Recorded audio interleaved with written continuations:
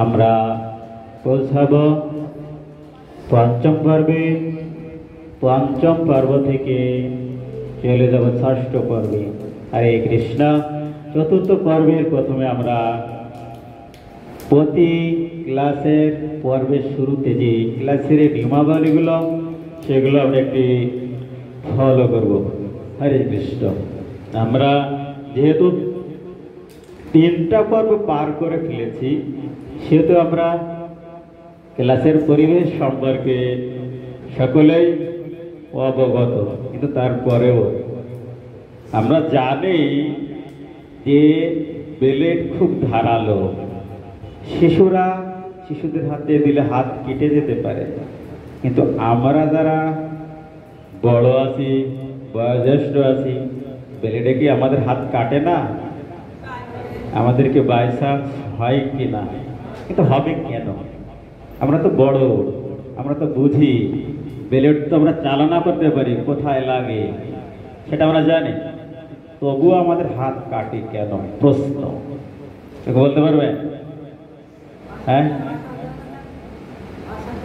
অসাবধানতা। আমরা তো জানি, আমরা তো বড় হয়ে গেছি, আমরা তো সাবধানভাবে চলি, এখানে অসাবধানতার প্রশ্ন কিসের? ভুল ভুল তো থাকার কথা না। আমরা বড় হয়েছি, 18 বছর পার হয়ে গেছে, ভুলও থাকার কথা না, তারপরেও আমাদের কেন কেটে যায় নাকি? এটা বিষয় তো আমরা যতই সাবধানতা পালন করি, ভুল না করার জন্য অভিজ্ঞতা নিই, বিভিন্ন কোর্স করি বা ট্রেনিং করি, এ থেকে আমাদের অভিজ্ঞতা আসে, কিন্তু আমাদের পিছনে যে কর্মফল এটাকে আমরা ত্যাগ করতে পেরেছি? আরে এই কারণে আমাদের অসাবধানতা আসে বা ভুল হয়। বিষয়টি কি বোঝাতে পেরেছি? হ্যাঁ, আমাদের যে কর্মফল এটা কিন্তু আমরা ত্যাগ করতে পারছি না। কর্মফল হচ্ছে ছায়ার মতো, আমি যেখানে যাব কি হবে? আমার সাথে সাথে ছায়া ধাবমান। সেহেতু আমার কর্মফল আমার সাথে যাবে, আমি যেমন কর্ম করেছি তেমনই ফল পাবো। তাই যতই সাবধানতা আমি পালন করি না কেন, আমি অভিজ্ঞতা অর্জন করি না কেন, কি হবে? আমাকে কর্মফল ভোগ করতেই হবে, ঠিক না? তাই অতি সাবধানতার ফলেও আমাদের ভুল হয়। আমরা কি করি? ভুল করি, আমাদেরকে বিভিন্ন সমস্যার সম্মুখীন হতে হয়। হরে কৃষ্ণ। তাই আমরা যদিও জানি যে ক্লাসের নিয়মাবলী 3টা পার করে এসেছি, তারপরেও আমাদের সাবধানতা অবলম্বন করা অতি জরুরি। হরে কৃষ্ণ। অপ্রয়োজনীয় কথা না বলা, প্রয়োজনে কথা বলা, প্রয়োজনে ব্যতিরেক কথা না বলা। আমরা সবাই এখানে শিক্ষিত এবং এডুকেটেড পারসন।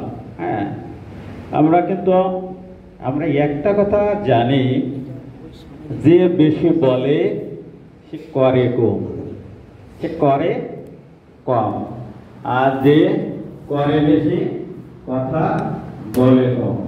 যে জানে বেশি সে কথা বলে কম, যে জানে না সে কথা বলে বেশি। এইভাবে আমরা বিভিন্ন ভাবে নিজেরা ভুল করি। ঠিক আছে? আরেকটা বিষয়, ঘরা কলস বাজে কম, খালি কলস বাজে বেশি। আমার জ্ঞান গ্রহণটা যদি কম থাকে আমি বেশি কথা বলবো, আর জ্ঞান গ্রহণটা যদি বেশি থাকে কথা গাম্ভীর্যতা থাকবে এবং কথা কম। বুঝতে পেরেছি? হরে কৃষ্ণ। অপ্রাসঙ্গিক প্রশ্ন না করা। প্রাসঙ্গিক আর অপ্রাসঙ্গিক আমরা অনেক আগে থেকেই জানি। যে বিষয়ে আমাদের ক্লাস চলছে সেটা হচ্ছে প্রাসঙ্গিক, আর যে বিষয়ে আমাদের কথা হচ্ছে না সেটা হচ্ছে অপ্রাসঙ্গিক। ক্লিয়ার? বুঝতে পেরেছি? ক্লাসিক যোগী হওয়া। হরে কৃষ্ণ।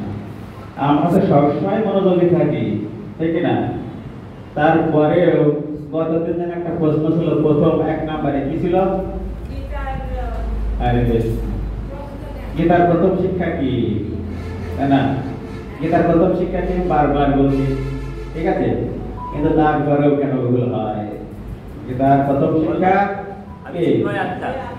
আমি দেহ নই, আমি চিন্ময় আত্মা। হ্যাঁ, আর অনেকে কি লিখেছে তা জানি না। আমি পড়তে পারছিলাম না, যে আমি কি পড়ালাম, আমি কি ব্যর্থতা। হ্যাঁ, এজন্য মনোযোগী হওয়া। আমি সাকসেস তখনই হব যখন মনোযোগী থাকবো, ঠিক কিনা? আরে বল আপনার প্রভু এটা উপর উঠে দিতে হবে, এটা উপর উঠে দিতে হবে। হরে কৃষ্ণ।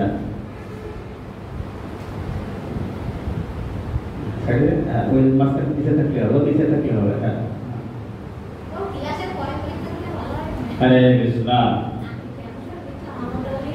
ক্লাসে অমনোযোগী না হওয়া, তাহলে আমরা বুঝতে পারি, ঠিক আছে? বুঝতে না পারলে বিনয়ের সাথে প্রশ্ন করা, বিনয়ের সাথে প্রশ্ন করা। আমরা বুঝি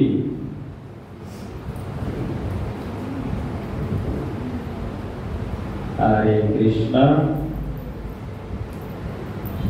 এখন সব ভাগবত গীতা করছে, আপনাদেরকে সকলকে স্বাগত। হরে কৃষ্ণ।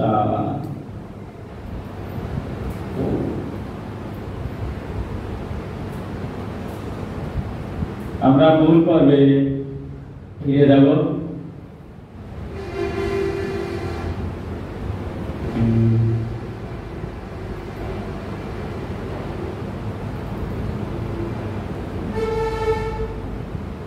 হরে কৃষ্ণ।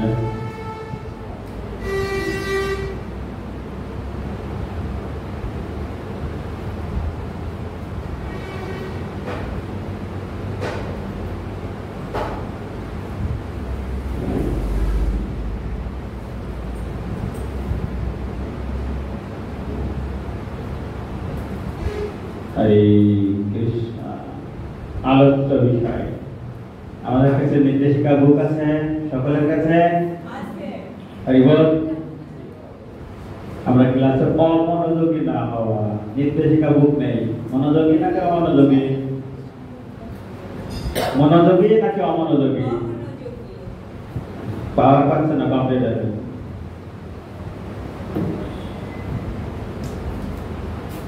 হরে কৃষ্ণ। এইখানে মাল্টিপ্লাই তো আরো আছে, একটা দেখে নাও। কম্পিউটারে পাওয়ার পায় না, কম্পিউটারে পাওয়ার পায় না কেন?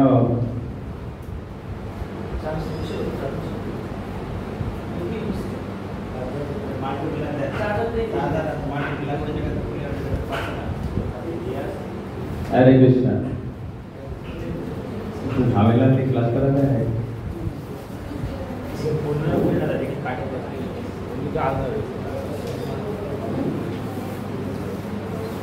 বক্সটা ওই লাইনে দেন আর কম্পিউটার লাইনটা এটাই দেন।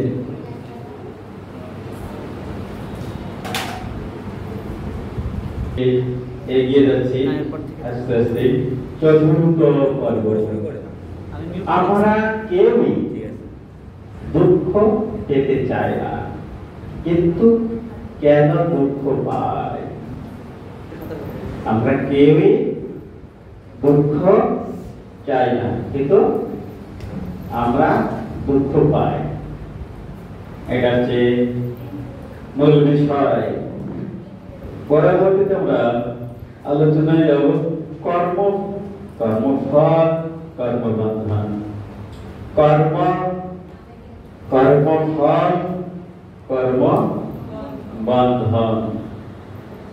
কর্ম কি, কর্মফল কি, আর কর্মবন্ধন কি আমরা জানব। আর কর্মফল কি, কর্মবন্ধন কি, পুনর্জন্মের বাস্তবতা কি, আসলে কি পুনর্জন্ম বলে কিছু আছে, দুঃখ কয় প্রকার এবং কি কি, এ বিষয়ে আমরা জানতে যাচ্ছি। হরে কৃষ্ণ। আমরা কেউই দুঃখ পেতে চাই না, কিন্তু কেন দুঃখ পাই? হরে কৃষ্ণ। ব্যাপক আলোচনা। এত আলোচনা করার কি সময় আছে, না দেখার কি সময় আছে? কিন্তু আমাদের জীবনের তাগিদে, আমাদেরকে বোঝার জন্য, জানার জন্য অবশ্যই প্রয়োজন। হরে কৃষ্ণ। ঠিক আছে,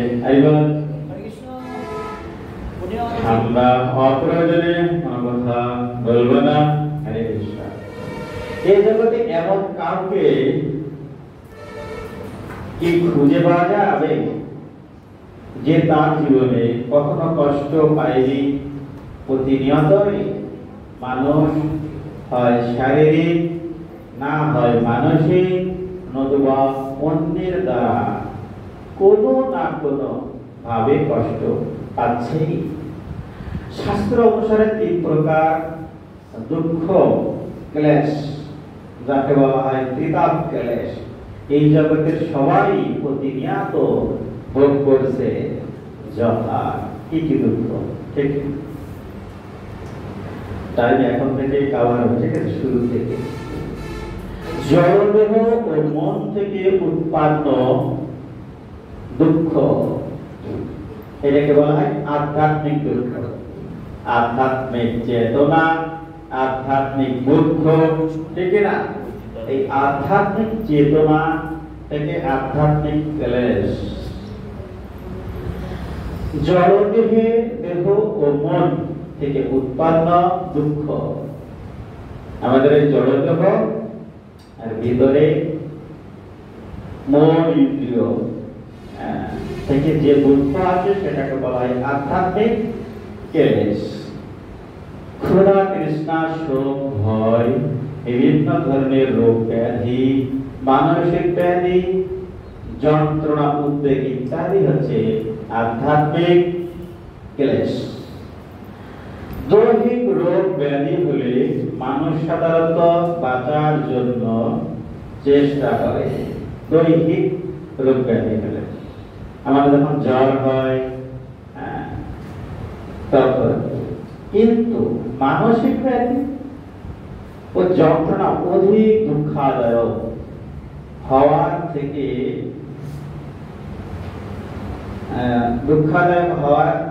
হওয়ায় তা থেকে মুক্তির জন্য মানুষ আত্মহত্যার পথ বেছে নেয়। হরে কৃষ্ণ। কোন পথ? আত্মহত্যার পথ বেছে নেয়। কোনটা থেকে? জ্বরের থেকে? আধ্যাত্মিক ক্লেশ। কি বলা হচ্ছে? দৈহিক ক্লেশের থেকেও মারাত্মক হচ্ছে মানসিক ক্লেশ। এই মানসিক ক্লেশ থেকে মানুষ আত্মহত্যা, আত্মাকে হত্যা করতে চায়। কিন্তু আত্মাকে হত্যা করা যায়? ক্লাসে কি করেছি আমরা? যায় না, কাটা যায় না, পোড়ানো যায় না, ভেজানো যায় না, ঠিক না? তাই এখানে আমরা যখন মানসিক ডিপ্রেশন যখন করি, সেই ক্ষেত্রে আমাদের এগুলো হয় মানসিক ডিপ্রেশন। মানসিক ডিপ্রেশন আমরা কি বুঝি? বুঝি যখন হাতে টাকা থাকে না, সামনে লোন, বৃহস্পতিবারে লোন অফিসার আসবে লোন চাইতে, হাতে কোনো টাকা নেই, হাতে কোনো কাজও নেই, আর্থিক সংকট, তখন কি আছে? মানসিক ডিপ্রেশন, ঠিক না? মানসিক ডিপ্রেশন আরো আছে। কিভাবে? যে যখন দুইটা ব্যক্তির ভালো সম্পর্ক হয়, একজন চায় আর একজন চায় না, তখন মানসিক ডিপ্রেশন আসে। না পাওয়ার আকাঙ্ক্ষা, এটা একটা মানসিক ডিপ্রেশন। না পাওয়ার আকাঙ্ক্ষা। আমি বিস্তারিত যাচ্ছি না। দৈহিক রোগ ব্যাধি হলে মানুষ সাধারণত বাঁচার চেষ্টা করে, কিন্তু মানসিক ব্যাধি বা যন্ত্রণায় সে বাঁচার চেষ্টা করে না। মৃত্যুর মুখে ধাবিত হতে চেষ্টা করে। বিশ্ব স্বাস্থ্য সংস্থার এক জরিপ মতে 2000 সালে আমেরিকায় 1,90,00,000 যুবক যুবতী মানসিক রোগে আক্রান্ত হয়। দৈনিক 1200 জন আত্মহত্যার চেষ্টা করে এবং তাদের মধ্যে 10% ক্ষেত্রে সফল হয়। সফল কথাটি কোথায় ব্যবহার করা হয়? দুষ্ফল, সফল। ভালো কাজে যখন মানুষ অগ্রসর হয় এবং সেটা যখন সে পার করে তখন সেটাকে সফল, আর যখন খারাপ কাজে উৎসাহিত হয় তখন তাকে কি বলা হয়? সফল বলা হয়, দুষ্ফল। ঠিক আছে, এই হচ্ছে আমাদের বাংলা। বাংলা আমরা তো বুঝি না। তাহলে 1200 জন আত্মহত্যার চেষ্টা করে, মারা যায় 10%। 10% 1200 জনের 10% কত হয়? অঙ্ক বলে 120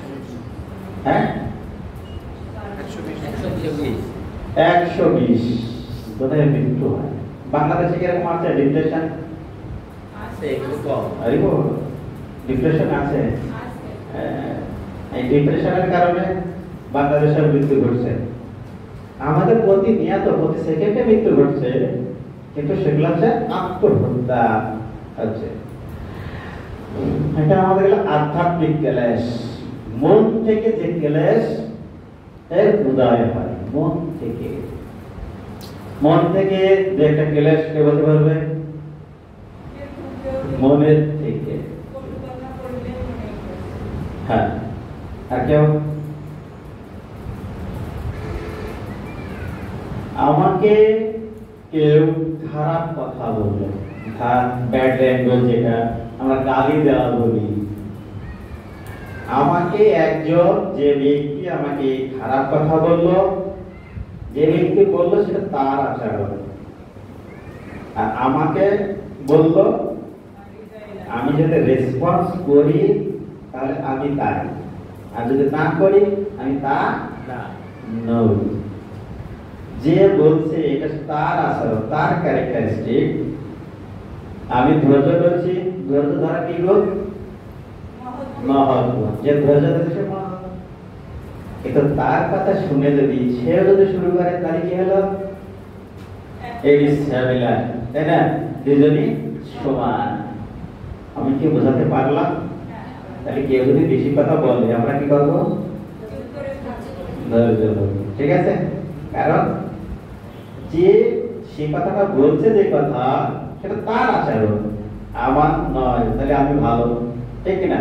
হ্যাঁ, এই জন্য সাধুরা ধৈর্য একটাই প্রার্থনা করে ভগবানের কাছে, এই ভগবান ওর জ্ঞান দাও। ঠিক আছে, যখন জ্ঞান হবে তখন ওই কথাটা বলবে না, তাই না? আমি এক সময় না, সবাই জানি যে এরকম একজন বাবা, তিনি শিক্ষার্থী, তার 2টা সন্তান। বড় ছেলে স্কুলে যাওয়া হয়েছে, মাধ্যমিক পড়ে। এখন বাবা তো বিড়ি খায়, সন্তানও বিড়ি খাওয়া শিখছে। ঠিক আছে, এখন স্কুল থেকে তার বাবার কাছে রিপোর্ট আসছে যে আপনার ছেলে তো বিড়ি খায়। তখন বাবা বলছে আমার ছেলে বিড়ি খায়, আজকে বাড়ি যায়নি, তা তো দেখছি। এখন বাবা তো বিড়ি খায়, ছেলেকে কি বলবে? বলছে তুমি বিড়ি খাস না, তোর স্কুল যাওয়া বন্ধ। বিড়ি খাওয়া বন্ধ, তাই স্কুল যাওয়া বন্ধ। এইরকম, কারণ বাবাই তো খায়। একটা সুন্দর উদাহরণ দিই। আমরা কেন ধর্ম শিক্ষা বা ভগবান সম্পর্কে জানবো? তা আমার এক টিচার ছিল, মানে সে টিচার একটা স্টুডেন্টকে পড়াতো। তা একদিন ধর্ম পড়া দিয়েছে, গীতার শ্লোক মুখস্থ করতে। তা গীতার শ্লোক অর্ধেক মুখস্থ করে আর অর্ধেক করি। टीचर বলছে যে আজকে পড়া পারিস নে, গীতার শ্লোক পারিস নে, তোর বাবাকে বলবো। এখন ওই বাচ্চাকে হাসাহাসি করছে কি, স্যার যখন ধমক দিচ্ছে তখন যদি শিশুরা হাসে, এটা একটা অন্যরকম বিষয় না, তখন অপমানিত। হাসছিস কেন? বলছে কি স্যার হাসবো কথা কি করবো, আমি তো তাও একলাই পারি, আমার বাবা তাও পারে না। আরে হ্যাঁ, আমার বাবার কাছে নালিশ দেবেন? আমার বাবা, আমি যে একলাই গীতা শ্লোক পারি, আমার বাবা তাও পারে না, তাহলে কেন শিখবো? আমার সন্তান তো এটা না করতে পারি। ক্লিয়ার? বুঝা গেল? হ্যাঁ, এইভাবে আমরা নিজেকে অগ্রগতি, নিজেকে তৈরি করবো যে আমি যেন ভগবানকে জানি। ঠিক আছে? হরে কৃষ্ণ। আদি ভৌতিক ক্লেশ, আদি ভৌতিক অন্যের কাছ থেকে প্রাপ্ত দুঃখ দুর্দশা, অন্য জীবের থেকে আমরা যে দুঃখটা পাই। আমাকে একজন গালি দিল, আমি দুঃখ পেলাম, আমাকে এরকম কথা বললো। ঠিক আছে? অন্য জীবের থেকে দেখা যাক কি বলে। বিভিন্ন রোগ জীবাণু, মশা মাছি, সাপ পোকা, হিংস্র জন্তু জানোয়ার ইত্যাদির কাছ থেকে বা করোনা ভাইরাস থাকতে পারে, এবং চুরি ডাকাতি ছিনতাই হ্যাকিং যুদ্ধ বিবাদ শত্রুতা ষড়যন্ত্র হানাহানি জঙ্গিবাদ সন্ত্রাসবাদ হত্যাকাণ্ড ধর্ষণ যৌন হয়রানি অ্যাসিড নিক্ষেপ ইত্যাদি। হরে কৃষ্ণ। এগুলোকে অন্য জীবের থেকে পায়, যা নিজে নিজে সম্ভব নয়, নিজের মন থেকে নয়। এটা হচ্ছে আদি ভৌতিক। আর আধ্যাত্মিক নিজের থেকে, নিজের মন থেকে। আর আদি ভৌতিক অন্য জীবের থেকে। মনে থাকবে? বোঝাতে পারলাম? অন্য জীবের থেকে আর নিজের মন থেকে, যেটা সেটা হচ্ছে আধ্যাত্মিক। আর আদি ভৌতিক অন্য জীবের থেকে। ক্লিয়ার? তাহলে যদি টিচার আমাদেরকে মারে তাহলে কি হবে? আদি ভৌতিক। আর যদি টিচার বেশি কথা বলে আর আমি কান্নাকাটি করি তাহলে আধ্যাত্মিক। তাই না? ক্লিয়ার? পত্রিকার পাতা খুললে দেখা যায় প্রতিদিন সব ঘটনা কি পরিমাণ ঘটছে পৃথিবী জুড়ে। স্বামী স্ত্রী, পিতা পুত্র, আত্মীয় স্বজন, ব্যক্তি সমাজ, রাষ্ট্র, দল, জাতি, গোষ্ঠী, সংগঠন আদি সবার মধ্যে কলহ, শত্রুতা, ষড়যন্ত্র, যুদ্ধ বিগ্রহ ইত্যাদি লেগেই আছে। পৃথিবীর একজন ব্যক্তিও গ্যারান্টি দিয়ে বলতে পারবেন না যে তিনি এ ধরনের সমস্যার কবলে পড়বেন না, কিংবা এসব থেকে তিনি মুক্ত, এর দ্বারা তিনি শঙ্কিত নন, এমন কেউই বলতে পারবে না। জানতে পারলাম? দুইটাকে ক্লিয়ার? সারা জীবন লাগবে, কিন্তু পরেও লাগবে এটা। ঠিক আছে? আমরা হরে কৃষ্ণ। অধিদৈবিক, দৈবিক মানে কি? আদি দৈবিক। দৈবিক মানে কি? দেবতাদের দ্বারা। তাহলে দুঃখ হচ্ছে নিজের মনের থেকে, অন্য জীব থেকে, আর দেবতাদের থেকে। এই তিন প্রকারের দুঃখ আমাদের আসে। দেখা যাক আদি দৈবিক ক্লেশ কেমন। বিভিন্ন প্রাকৃতিক দুর্যোগ থেকে মানুষ যে ক্লেশ পেয়ে থাকে তাকে বলা হয় আদি দৈবিক। ঝড়, তুফান, ঘূর্ণিঝড়, জলোচ্ছ্বাস, টর্নেডো, খরা, বন্যা, ভূমিকম্প, অগ্নুৎপাত, অত্যাধিক গরম, অত্যাধিক ঠান্ডা ইত্যাদি, এগুলো হচ্ছে সবই আমাদের হাত নেই।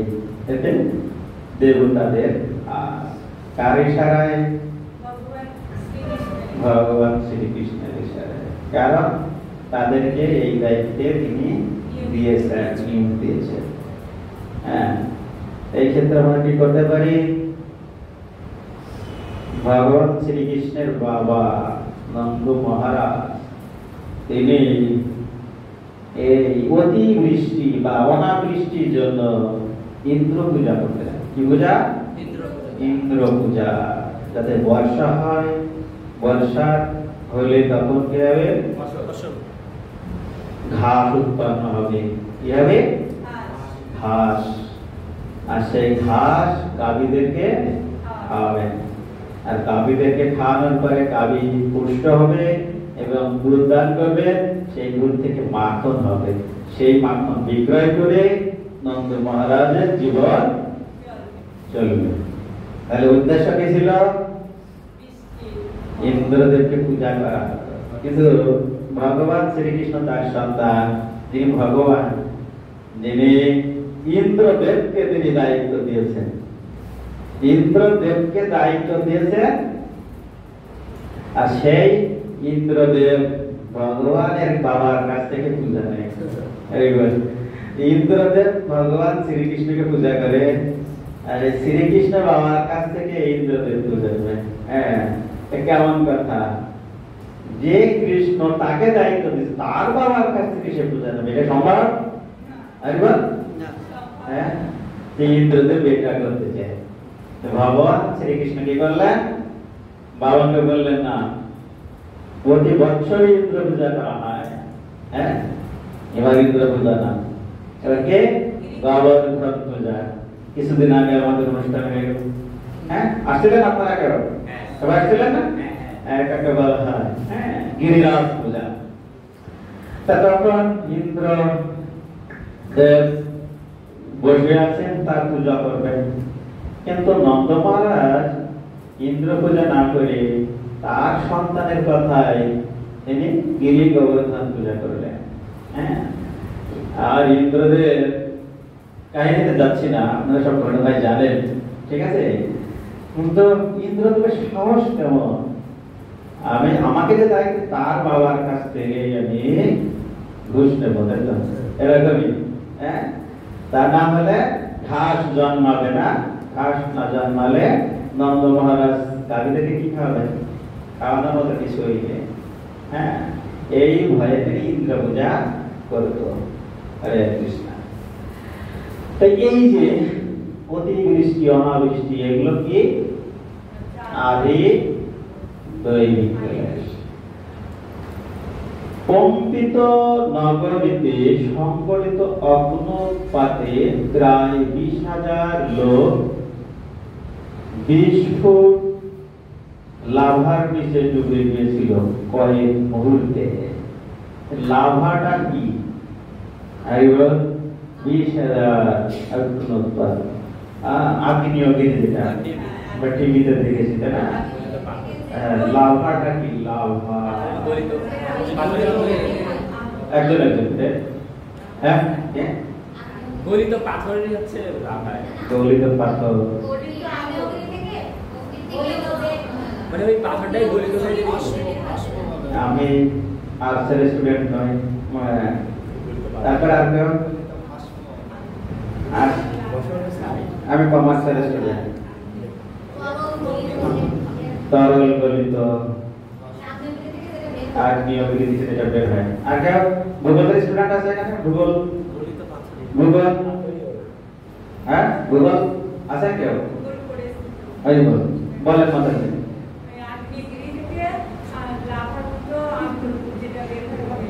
লাভাটা কি? আরে দেখেন, আমাদের একটা প্রশ্ন করেছে যে বলছে যে ম্যানেজমেন্ট কি? ম্যানেজমেন্ট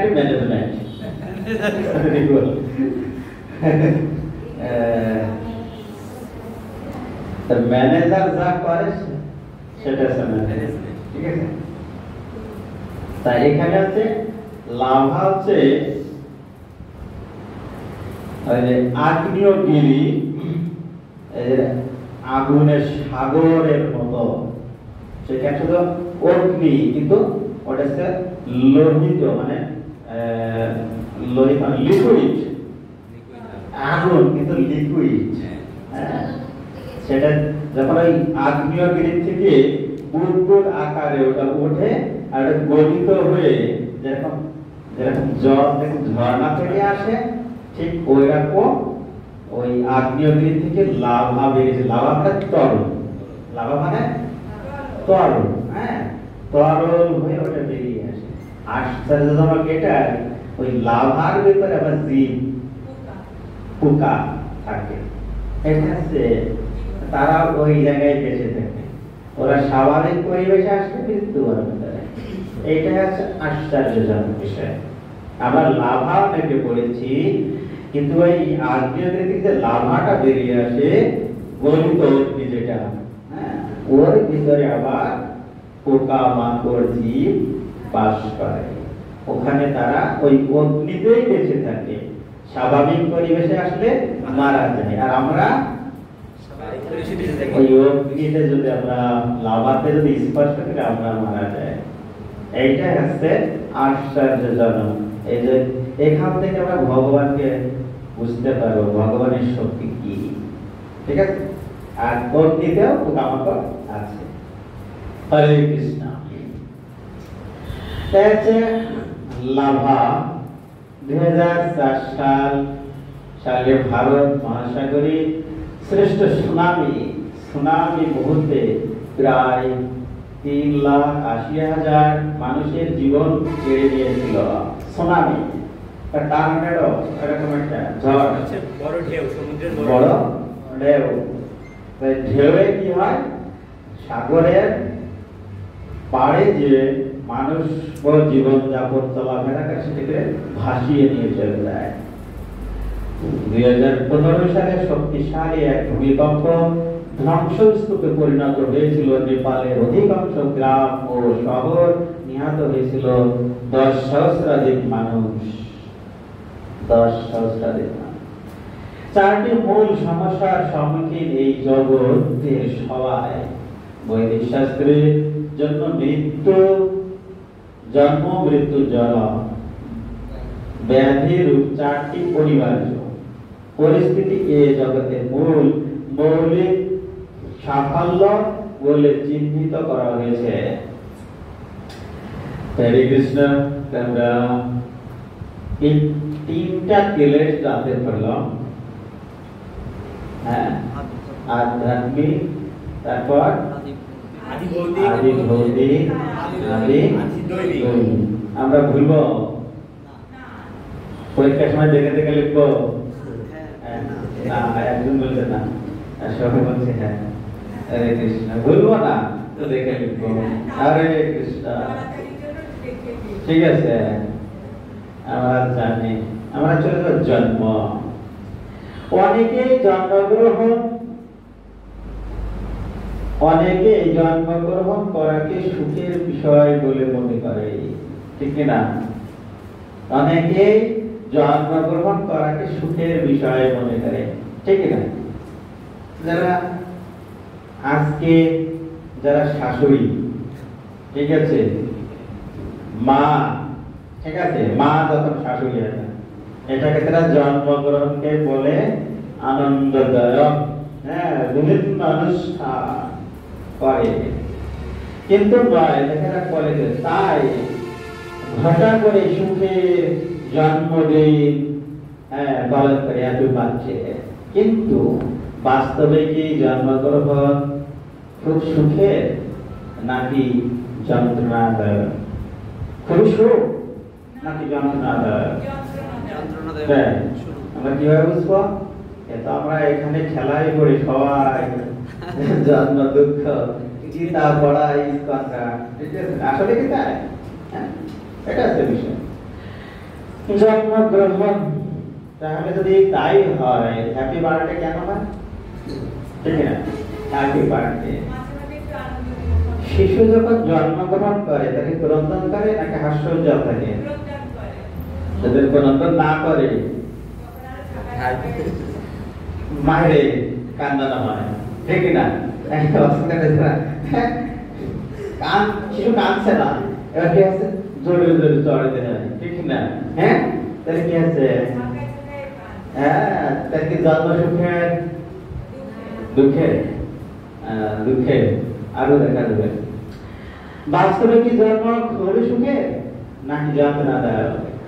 সন্তান ভূমিষ্ঠ হওয়ার সময় মাতা ও পিতা উভয়ই ভীষণ যন্ত্রণা হয়। মাতৃগর্ভে থাকাকালীন শিশুর কষ্টের সীমা থাকে না। অন্ধকারময় এক ছোট্ট স্থলে মধ্যে জড়সড় হয়ে থাকতে হয় 10 মাস 10 দিন। এখন 10 মাস 10 দিন লাগে না। তদুপরি 32 ফুট লম্বা পৌষ্টিক নালীর চাপে সহ্য করতে হয় সর্বদা। ফলে শিশুর দেহ ধনুকের মতো বাঁকা হয়ে যায়।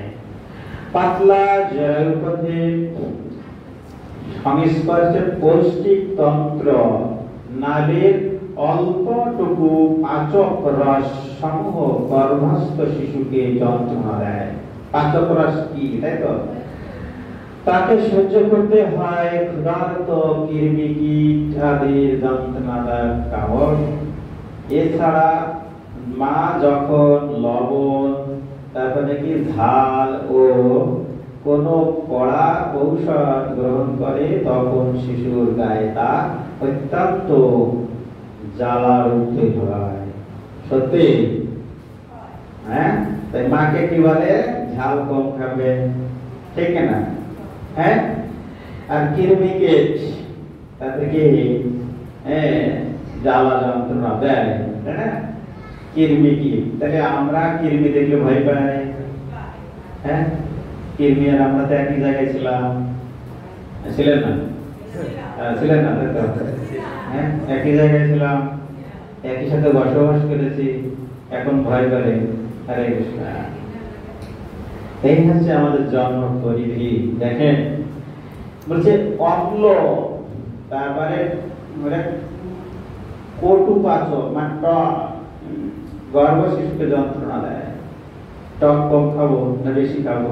আপনারা ভালো জানেন, টক বেশি খায়। পাচক রস, এখানে বলা হচ্ছে পাচক রসটা কি, তাই তো? সেটাই তো পাচক রস হচ্ছে আমাদের যে গল ব্লাডার যেটা বলা হয়, ওখান থেকে 1 ফোঁটা করে রস পড়তেই থাকে, রস ধারা হয়ে থাকে, পড়তেই থাকে। সেটাকে আমাদের খাদ্য নালী, খাদ্যগুলোকে কি করে পরিপাক করতে সহযোগিতা করে, সেটাকে পাচক রস। ঠিক আছে? আমি কি বোঝাতে পারলাম? আরে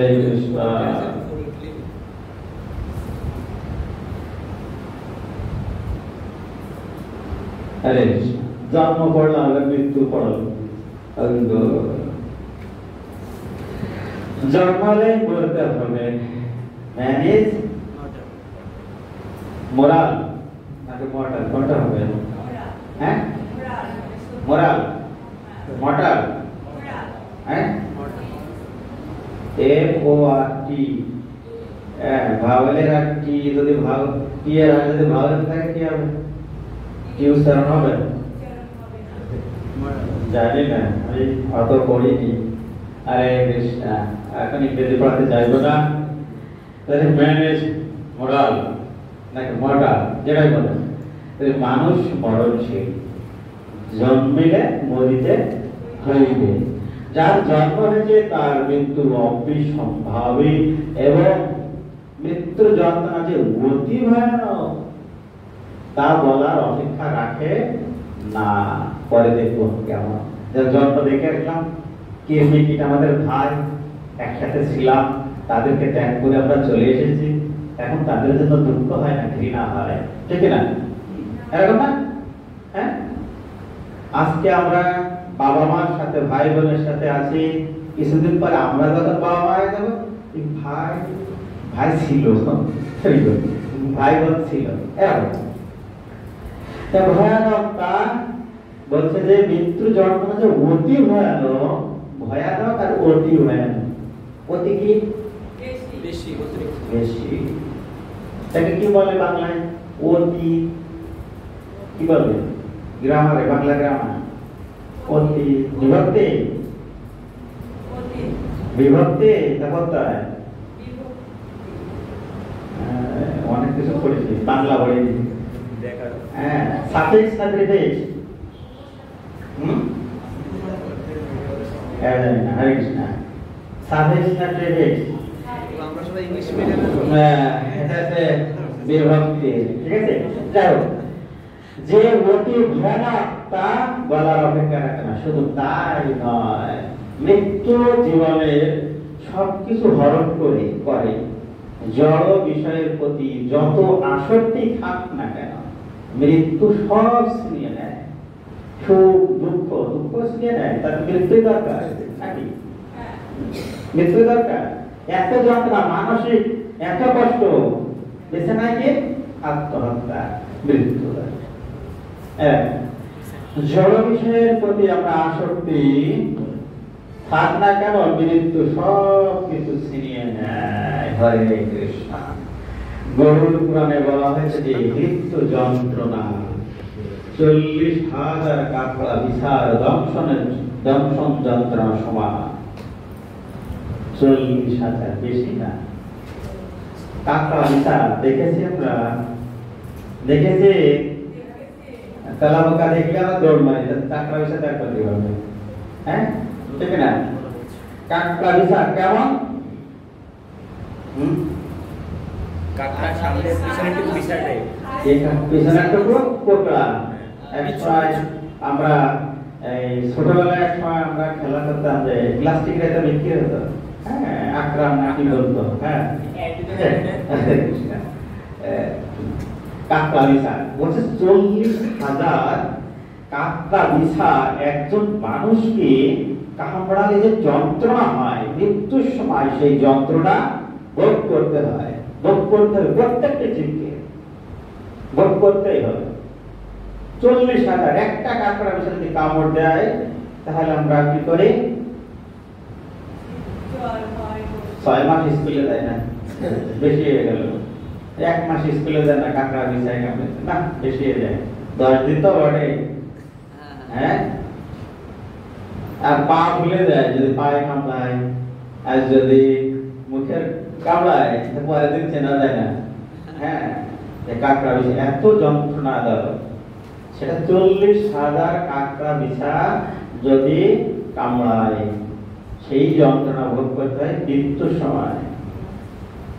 সবাই কি এই যন্ত্রণা ভোগ করবেন? হ্যাঁ, ভোগ করবেন? রাজি? রাজি না, কেউ রাজি না। কিন্তু লেখা আছে বাধ্যতামূলক। যেমন আমাদের লেখা আছে 6টি পরীক্ষায় বাধ্যতামূলক অংশগ্রহণ করতে হবে, নাহলে সার্টিফিকেট নয়। ঠিক তেমনি মৃত্যু তুমি গ্রহণ করতে পারবা, কিন্তু সাথে কাকড়া বিছা 40,000 কাকড়া বিছা যন্ত্রণা ফ্রি। মৃত্যু তো গ্রহণ করতেই হবে, কিন্তু 40,000 কাকড়া বিছা যে কামড়ে যে যন্ত্রণা, এটা ফ্রি। কিসের সাথে? মৃত্যুর সাথে। বলে কি ফ্রি? আমাদের এখানে ফ্রি আগে।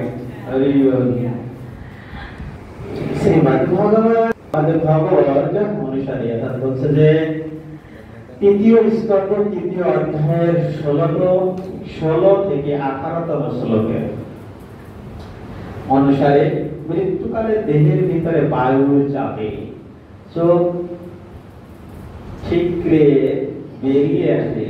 হ্যাঁ, বায়ুর চাপ, কফ জমে শ্বাসনালী বন্ধ হয়ে যায়, নিঃশ্বাস নিতে ভীষণ কষ্ট হয়, গলা দিয়ে সরসর শব্দ হয়। তো দাদুকে হয়, আমাদের না, আমরা তো দাদু হয়েছি, ঠিক না? যারা বিলুপ্ত হয়ে যায় তাদেরকে এরকম সমস্যা থাকে। হ্যাঁ, ঠিক তেমনি আমাদেরও গ্রহণ করা লাগবে। সর্বদা ভয়ঙ্কর সব দুঃস্বপ্ন ও দৃশ্য দেখতে পায়। ভালো স্বপ্ন না, বেঁচে থাকলে ভালো স্বপ্ন দেখে, আর মৃত্যুর সময় সব দুঃস্বপ্ন দেখে। বলে মৃত্যু পথযাত্রী ব্যক্তি ভয়ে কাতর হয়ে মল মূত্র ত্যাগ করে।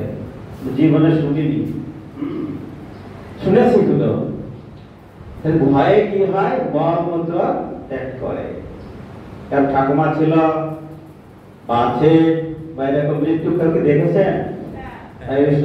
দেখেনি, আমাকেও নেই, আপনারা দেখা লাগবে। আরে আমরা তো অভিজ্ঞ, অভিজ্ঞ মৃত্যু গ্রহণ করতে করতে অভিজ্ঞ হয়ে গেছে, এখন আর ভয় করে না, ঠিক না? এত বিশাল যাত্রা কত খেয়েছি, যতবার কতবার মৃত্যুবরণ করেছি, এ তো ভয় করে না। হ্যাঁ, ভয় ভয় পাচ্ছি আমরা, পাচ্ছি না, কারণ কি? অভিজ্ঞ। হ্যাঁ, কিন্তু